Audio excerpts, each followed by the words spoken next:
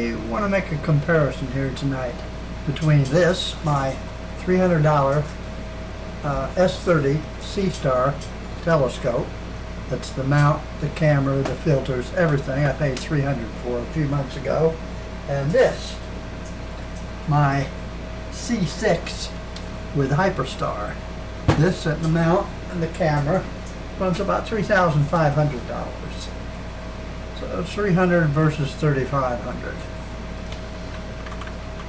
I'm going to show you a split screen here of the Orion Nebula from both setups.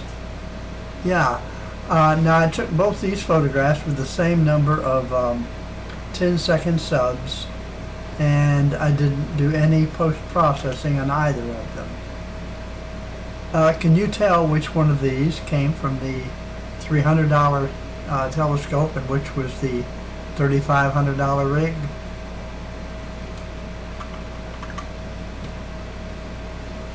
The ZWO Seestar is an all-in-one smart telescope, tiny, portable, or completely automated.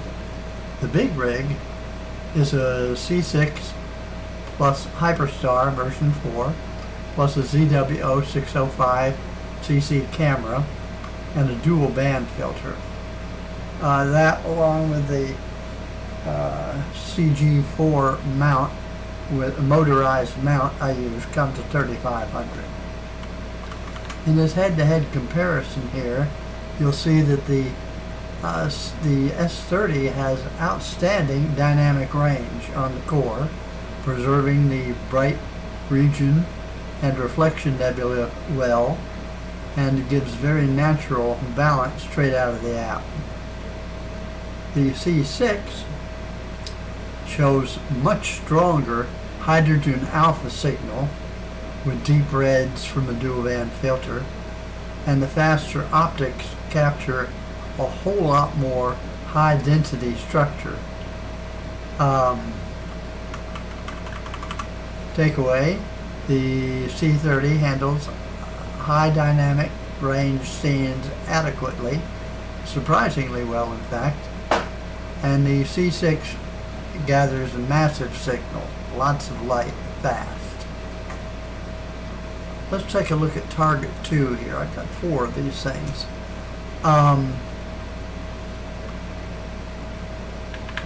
No, I've got 3 of them.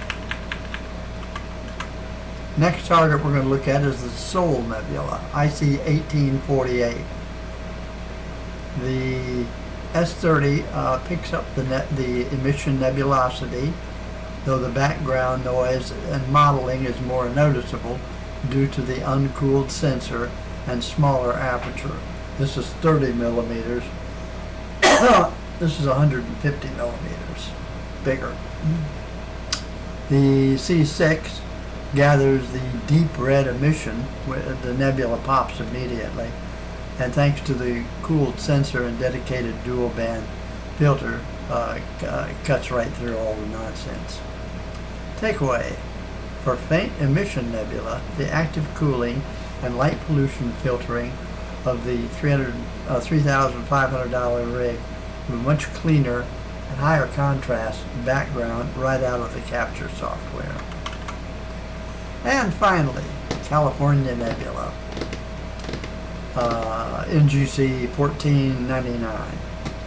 As you can see, the field of view between the two are somewhat similar.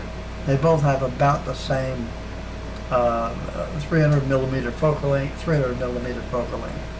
The S30 does surprisingly bright contrast on the dust cloud. Surprisingly, I was surprised. And the C6 gives a much richer signal to noise ratio, rounded stars in the frame, deeper contrast in the thin dust curtains. So, comparing these two, let's see, I've got this written down here. Setup time, 2 minutes, 45 minutes. Single app tap. Ease of use requires